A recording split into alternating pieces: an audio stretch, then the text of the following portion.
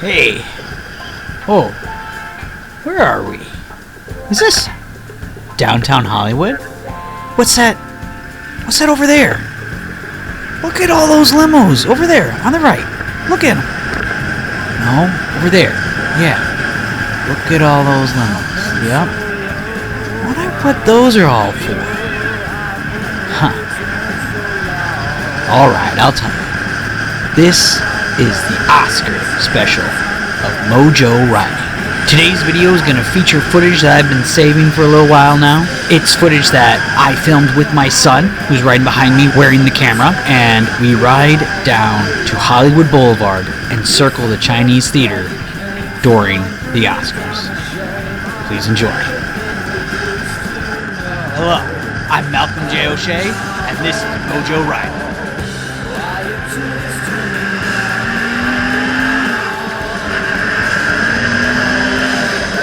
I'm an actor and a comedian, living in Los Angeles, making my dreams come true.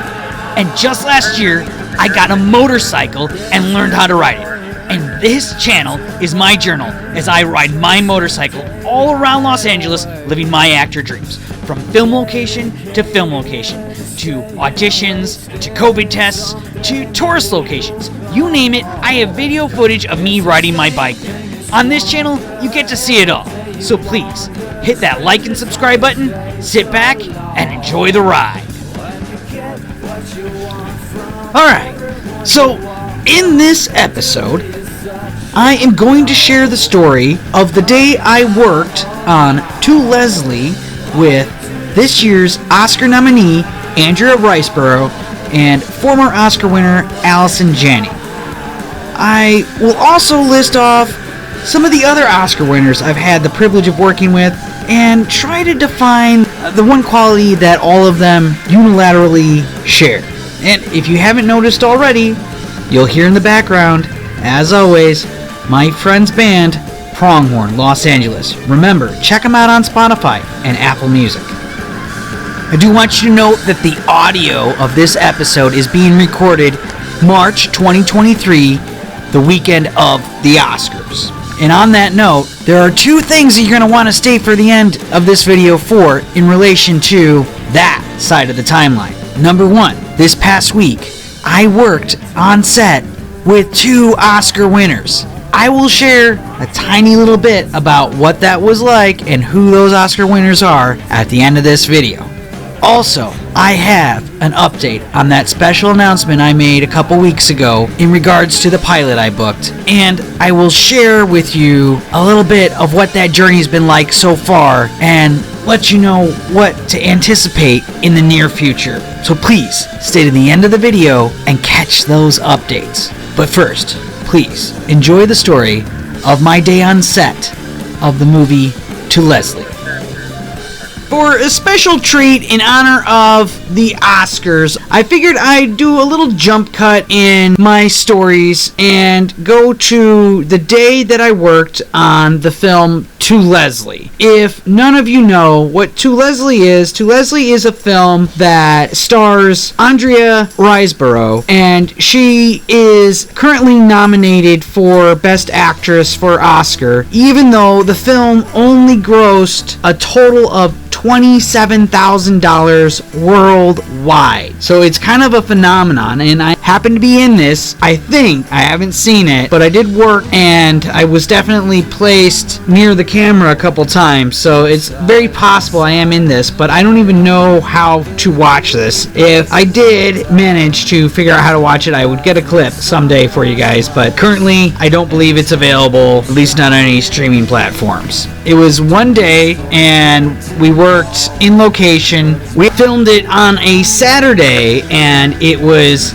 shot up in Woodland Hills, California, at a county fairground area, and the scene that we were shooting was a county fair where they had carnival rides and carnival games and animals, and they had requested some of us to bring coolers and things for props. So I brought a cooler from home, which was really convenient because I stashed my stuff in there, although a few times throughout the day other background actors thought that maybe it was a good place for them to try to stick something, thought it was just a random cooler that they could utilize utilized to sit on or to grab as a prop. So I had to keep a very close eye on it. A couple times it almost walked off on me. The day started off fairly early. It was a 5 a.m. call time, and I was booked as a festival goer, and they liked what I brought to wear, and I got to wear my cowboy hat that I bought when I crossed the New Mexico border on foot after running out of gasoline when I moved my family out here from Illinois to California. That's another interesting story that I'll have to share someday. The very first setup that I was called out there for was pretty much right away. The sun was coming up, and I remember there was a hillside in the background, and this, I want to say it was a donkey. It might have been a mule, but it was a donkey, I believe, that was over on this hillside that once the sun had finally kind of started to crest over the top of the hill and start to hit the grass on his side of the hill, he just got really happy.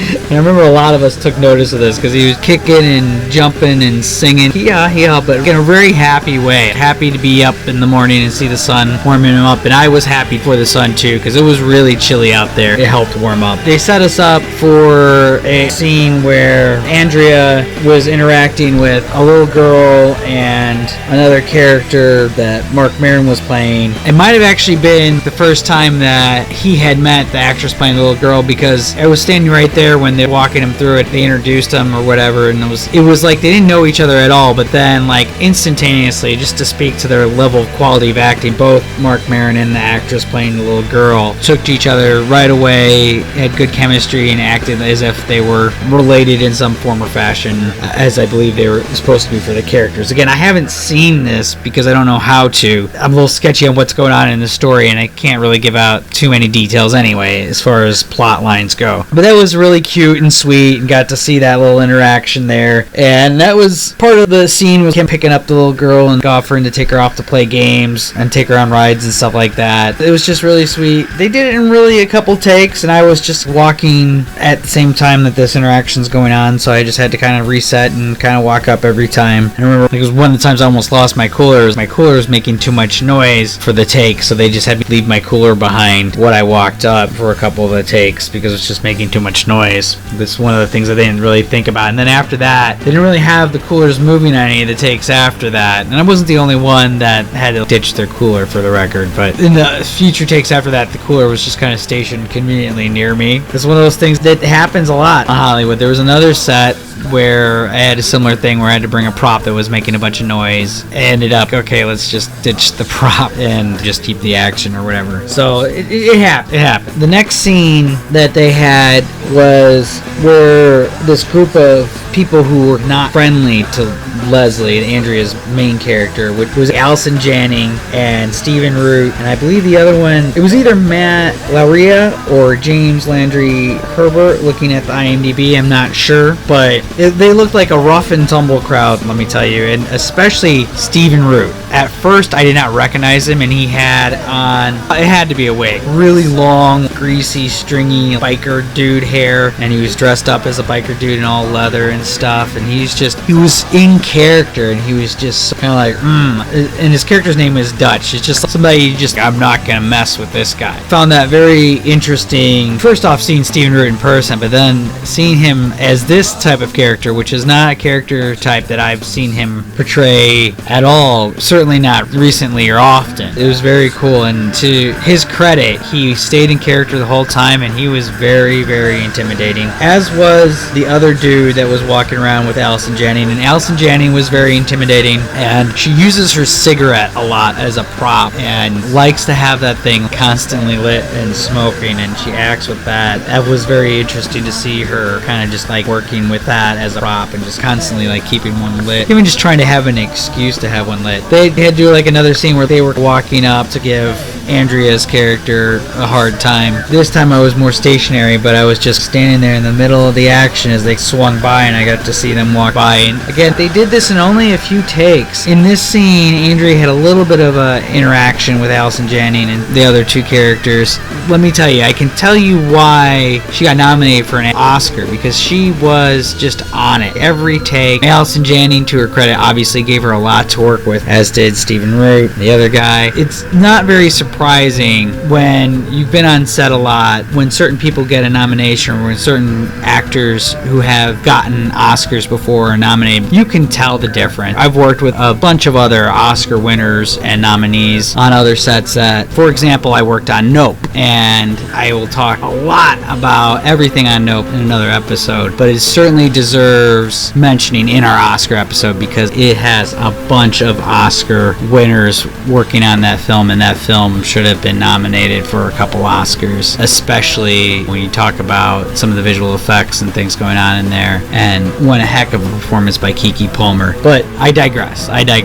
We're always going to have a little bit of favoritism when it comes to the projects that we work on, I guess. But as far as Andrea Riseborough goes, her performance on set the day that I was there, for every take, was spot on. She was dialed in character. I would not have believed you for a minute if you told me that she was Irish. I was not familiar with her before working with her, and so she's playing a Texan who's all strung out into Leslie, and that's exactly what she came across on set. Like, you would not have guessed that she was anything different other than what she was portraying. She was just that dialed in, and again, I'm sure it really helps to have other casts surrounding you that are dialed in. Like I said, with Mark Maron, he was pretty sharp right off the bat and in character. And Allison Janney, Stephen Root, these guys are pros. So they did that setup, and again, they did it really quick, and it's another thing. Another point of interest that I should note on this too, that I noticed around this time, was because they had to pause to change out the film canisters. They were using actual film to record this, which I thought was really cool. That's not something you see very often. I've been on a couple other sets that use film. It's usually the bigger budget or the big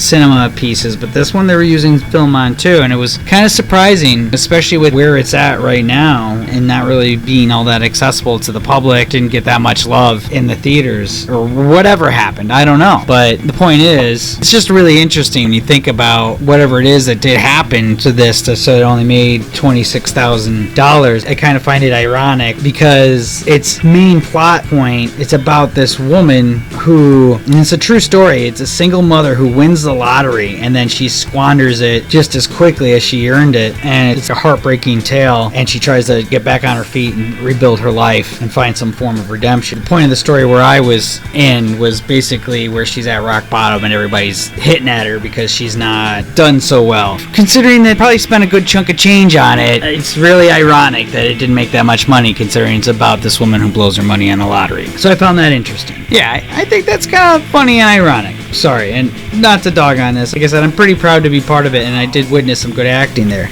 Let's take a break from our story here and talk about what's going on. I'm going to get off the bike here with my son, and yes, he is that tall. It's not that I'm that short. He's just that tall, I promise. Alright, I'm a little short, but really, he's a tall kid. And the helmet cam actually puts the camera above his head level. So we're gonna walk past this barricade here and hope nobody takes the bike. Spoiler alert, they didn't. And we're heading down towards the Chinese theater. If you look down, you can see the Hollywood stars on the ground. Here was Ron Howard's. Over here on the left, you're going to find there's actually awards being presented. I believe they're for foreign films of some nature, just ones that, you can see Oscars on the table right there, just ones that aren't mainstream. As you can see, the stars are just non-stop along Hollywood Boulevard. They're on both sides of the street, by the way. We're trying to see just how close we can get. You can kind of glimpse a little bit of the red carpet, I think, up there in the middle of the intersection.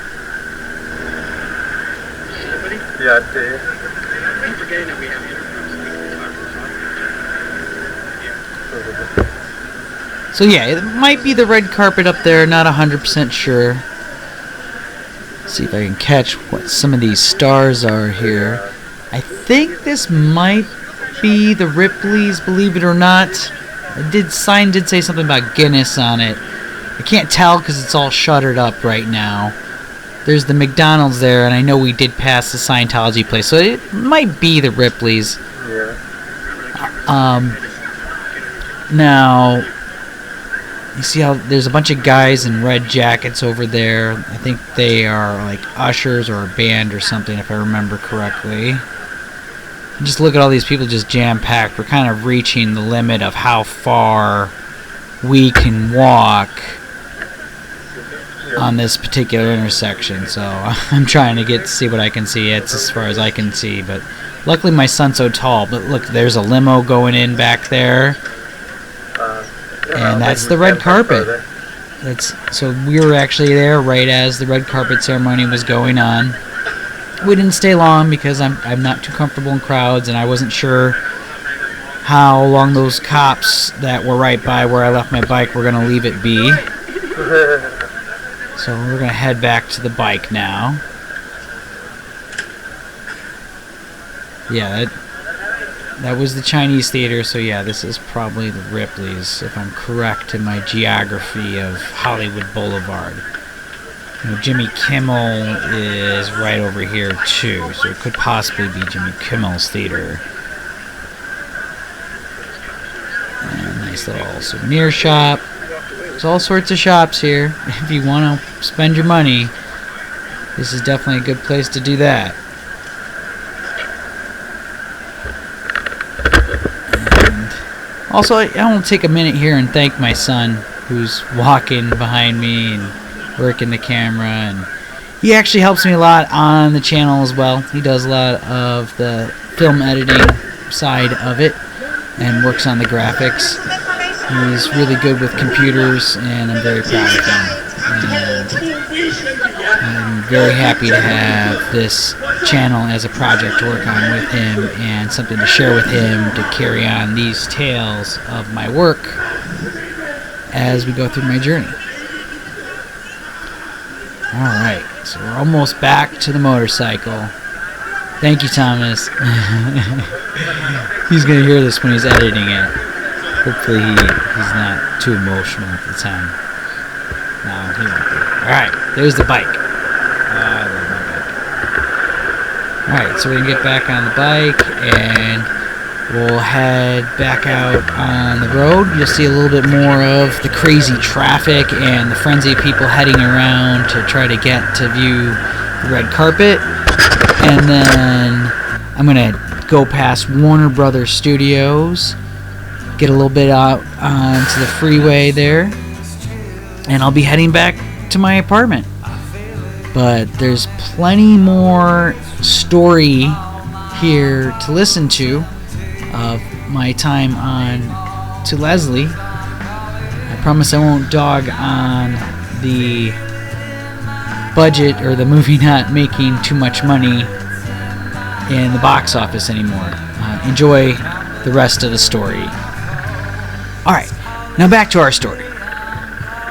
They moved us over, same location, but they had us move over closer to this tables and bar area for seating. It's kind of like the food court area of the fair, per se.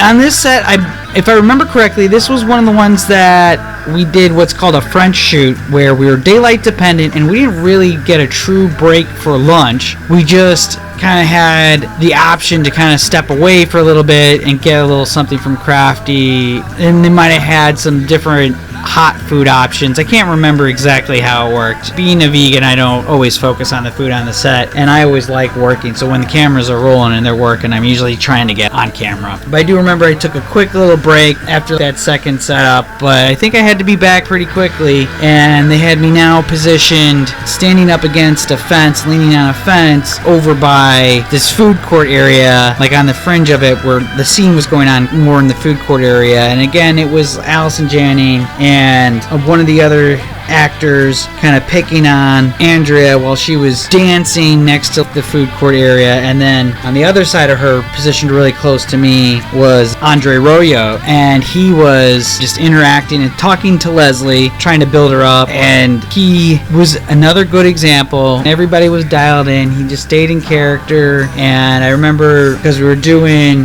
the French shoot, they just would bring food out to Andre while he was just sitting there, and he'd just take like a couple nibbles of it or whatever and just keep chatting in character to people around him and kind of keep it working, keep things flowing. And I thought that was really cool to see actors that are there to get the job done and then to act. This was being filmed on a Saturday. Around this time I had a friend whose baby girl had just turned 1, and they were having a birthday party for her, and I felt really guilty because we just moved out away from that area right after he had his first child, and we were invited to attend this because they were doing it during COVID time, so they were doing it all virtually, and they figured, oh, this is a great way to attend. And then I was on set that day, so I felt really guilty, so I stepped away for a moment, joined this Zoom call from set for this birthday party, and I was like, here guys, look, I'm calling you from the set, sorry I couldn't attend for the whole thing. I stayed there for a little while, but then I felt like now I was being a showboat, or kind of said my happy birthdays and had to go. It was kind of neat, but I felt bad at the same time. But when you're out here, you're living the dream, you're going after it, things like that are gonna happen. I had my daughter's birthday off this past year. It was looking like I wasn't going to have any work on it, but then I worked the day before, and while we were on set, right before wrapping us, they informed us they're going to need us the next day because they needed to pick up some shots that they didn't quite finish. I ended up having to work on my daughter's birthday. She was okay with it, but leading up to that day, she was like, please don't work on my birthday, because I'd worked a lot a month or two before that, so she was just like, please don't work on my birthday. And then I ended up getting booked on her birthday, but she had school that day, so it kind of worked out, and it was a quick day, so I didn't really miss that much of it. But it's the way that it is out here, and I know that for some people they're going to tell you my priorities are order, but when you're pursuing a goal in life, it's up to you to decide, and nobody else, what your priorities are and how you organize your life and your day and your family situation. And my kids know that I love them, and my kids know that I'm here for them, and they love seeing me on film. But yeah, every once in a while my daughter will be like, oh daddy, don't go to work, stay home with me. But that's life. That's anybody, I'm sure, in any career. You're going to have moments where your kids are going to wish that you could spend more time with them, and that's just the way it is. Back to set life. After calling my buddy and his daughter's birthday party, I went back to the same position. I think they did a couple more takes of different spots in the scene, because it was a pretty involved scene with the interactions between different characters going on, and they just kind of wanted us all staying in our general area so that they could see us if the camera shot in that direction, to look at a character who was in that direction or whatever. So they just wanted us positioned where we were positioned. After that, again, we were daylight dependent, and so the sun was starting to get pretty low at this point, and they had one more shot that they wanted us to get, and it was the going home at the end of the day shot, because the sun was coming down. Obviously there's some interaction going on, but they positioned me a little bit farther away on the back side of the fairgrounds, where there was like a little road, and they just wanted a trickle of people walking out of the fairgrounds, and so they positioned me up there, and we're all the way up there, and we couldn't even hear them yelling action or cut or anything like that. It was really kind of tricky. And then they had to send out a PA who hid behind a car. They were sitting on the gravel behind a parked car and whispering and signaling to us to go. So we did a couple takes like that, and it was one of those days on set that I feel like I spent the entire time up on set, but I had a good time, and it was fun, and I got to see some really good professional acting.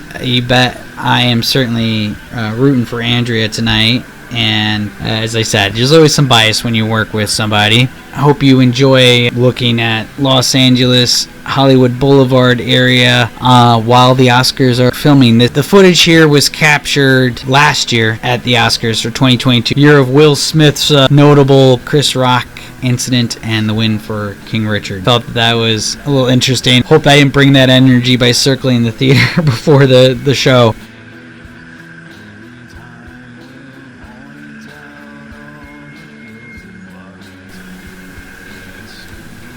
Alright, so since this is Oscar weekend and we're here on Hollywood Boulevard watching people clamor to catch a glimpse of the stars, let's talk about the wonderful talented filmmakers that I've had a chance to work with who've already won Oscars. See, ever since I was a child, I have wanted to win an Oscar. I don't know why. I've just always been drawn to it. Maybe it's just that different level of recognition that we in the industry and even in my family seem to give those filmmakers who've won Oscars, the actors, directors, anybody who seems to win an Oscar just seems to put them in a whole nother tier category. And so as somebody who's always loved acting, the winning of the Oscar has always been the ultimate goal for me to strive for.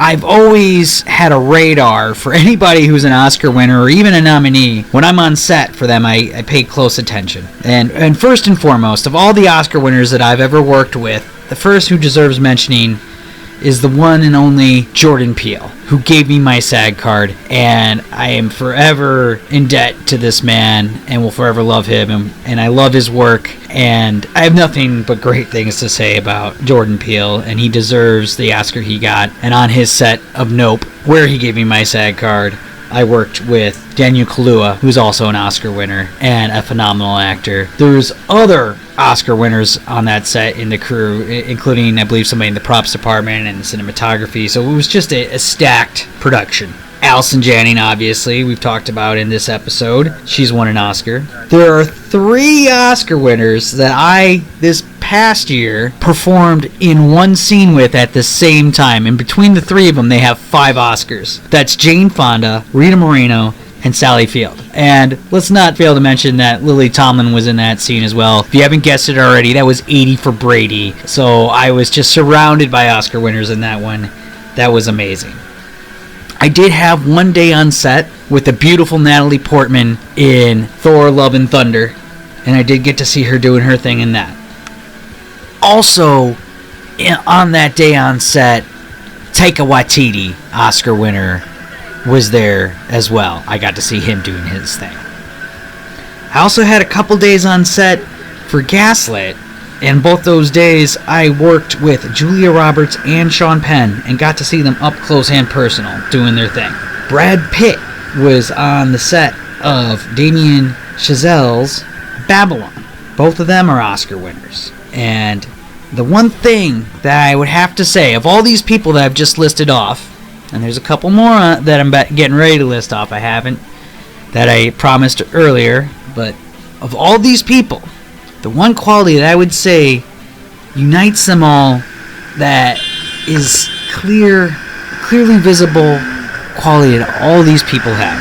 They all have this level of focus where they seem to see everything going on within the world of the film and everything going on within the world of the set. They're just so focused, and you can just see it in their eyes.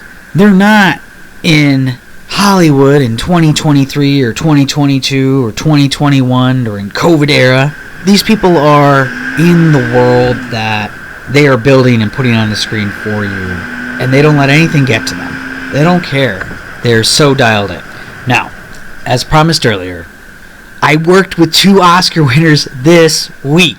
I want you to put in the comments what production you think this was after I give you these 2 names. You'll probably be able to find it if you're IMDb savvy. The 2 Oscar winners that I worked with this week and got to see them doing their thing up close and personal was Joaquin Phoenix and Lady Gaga. And they did not disappoint. Also, razor focused, locked in on their characters, just great Oscar-worthy performances. I really hope some of this Oscar magic's gonna rub off from these guys, because it's just a whole nother level of acting, and I want to be that good, and I want to know that I'm that good, and I know if I win the Oscar that is that response from the universe, that I've achieved that level of acting. So that's the real reason why that's been a dream of mine, is I want to know. I need that affirmation. I know all of us thirst for some form of confirmation that we're doing what we're meant to do. that's it for me. The Oscars, that confirmation to keep going and keep driving forward. Obviously, I would love a SAG award. I'd love an Emmy, but the Oscar has always held that special place in my heart.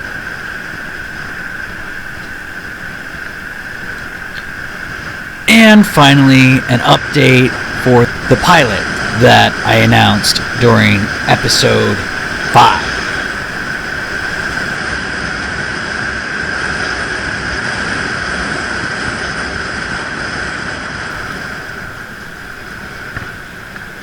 Okay, so that's it for our stories, and I did promise you all an update. So here's the update. I have been cast to play a mad scientist in a pilot that I have a really good feeling about. The director has formulated quite a story, has big plans, and has contacts. It sounds like if we do a good job making this, that this has got some great potential. I can't go into any details other than I'm playing a mad scientist.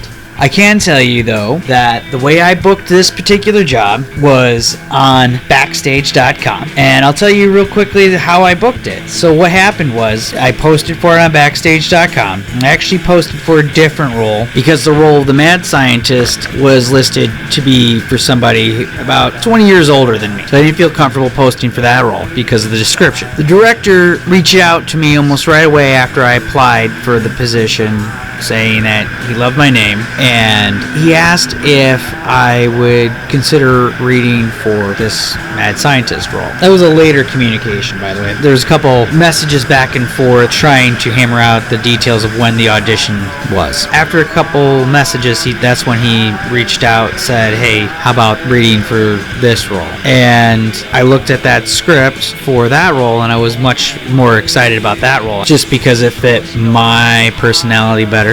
But the dates of the audition, I was booked to work a background gig. So I emailed him back with a question about the script as my excuse. Say, is this how you want this done in the script this way? And then I requested, hey, is it okay if I submit a self-tape to you instead, because I'd gotten booked on another gig on that date. And I also requested to just read for the one role, the one of the mad scientist instead. And his response, he came back with agreement, and he provided me his email address where I could directly email self-tape to. Now at this point, I'm like, okay, this is on. This guy has accommodated all my requests, and it's a great script, so now it's time for me to do my best. So that's what I did. I went to that background gig that I booked, and instead of trying to get myself on camera, I kind of hit and holding and ended up sitting in my vehicle. It was a job I actually got booked with a car, so I had to take a car. It was instead of the motorcycle, so there's no camera footage of this gig, but I didn't make it on camera anyway because I literally sat in my car and I ran these lines and I memorized the entire set of sides for this character. The next day, I had conveniently scheduled my bike's maintenance that day while I was on set with my car. So the next day I had to pick up my bike, and while I was waiting for the bike shop to open, I had somebody drop me off, but they had to drop me off before the bike shop opened. While I was waiting for the bike shop to open, I'm sitting in the parking lot, running my lines, looking at my lines, making sure I'm off book, starting at this point to come up with different little mannerisms and different little things that I can do with each line and different quirks for the character, and just rehearsing it out there in the parking lot of the BMW bike shop. And then picked up my bike, rode it home. My wife took a break from work after I set up the camera, and she read the lines for the other parts while I performed the whole thing. We probably did about 3 takes of most of each section. There might have been a couple sections that we got in like 1 or 2 takes, but most sections we did in like 3 takes. But then I took all those takes, the best ones of each section, and edited them together. It was a 6-minute audition. So I sent him this audition, and I kid you not, I have this saved on my phone. Maybe I'll play this for you guys. Within a couple hours, I get a voicemail. Unfortunately, I didn't hear my phone ring. It was charging. I get this voicemail. But actually, fortunately, I didn't hear my phone ring because I get this voicemail, and it's the director. And he is so excited. He's like, I've only watched about a minute of this. Part is yours.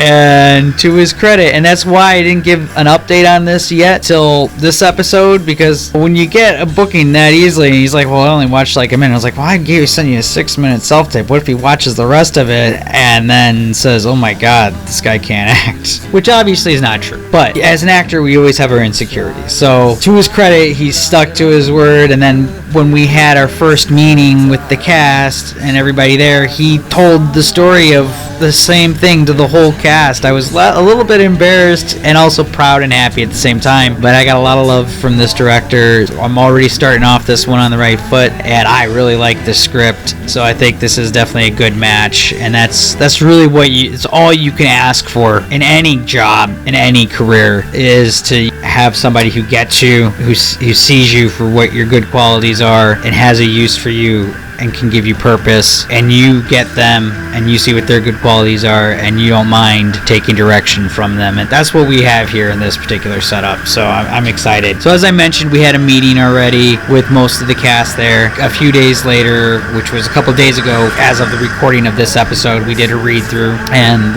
there was little updates to the script too, and inherited a couple more lines for my character, which was exciting. It's a little bit more to memorize, but that's okay. It forces me to keep sharp and keep working my material until we film. Between the meeting and the read-through, I have some things I have to research, and I've already done some research for my character. For really the first time in film, really getting to delve into the acting thing. I'm getting to do background research. I have a playlist of music for my character that I listen to. It's what I've always wanted to do, so that's why I'm sharing this update with all of you guys and putting it at the end of this episode, because I want to give it to those of you who are the most loyal and willing to listen to me ramble on about my journey on the background set first. I want you guys to hear this first, and this is going to be something. That's why I'm not giving you too many details, because I don't want to spoil anything. Even if it's not the biggest show out, I know it's going to get picked up. I just know it in my gut. And just getting this experience of doing what I've always wanted to do on film. I've done the research, kind of delving into character thing for stage acting, but I've never really gotten to do it for film, and now I'm getting to do that. Since the read-through, we have another meeting coming up, and then fitting, and we're hopefully shooting some things next week. I'll keep you posted as much as I can as this develops, but please understand this, in the film industry, there's a lot of periods of time where everything's just all quiet while you wait and see, while somebody's editing, while things are in post-production. So it may be a while once we're done filming before I can give another update. I'll definitely give you an update once we're done shooting. Once that's done, there may be a quiet period before you get to hear or see anything of it. That doesn't mean that this hasn't come to fruition. It just means that it's in post-production. That's our update on the special announcement. So that's all I have for you. Enjoy a clip from Second City. Thanks for watching.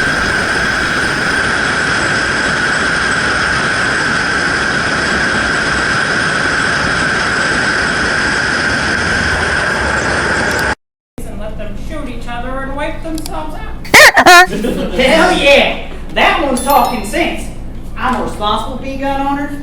No need to worry about me and my yellow, black, and yellow striped kin. We're just keeping them for self-defense, like the lady said. It's them black and yellow black stripers that are causing all this hullabaloo. Excellent. We are in agreement. I also furthermore propose we introduce just small amounts of crystal meth to the water. No,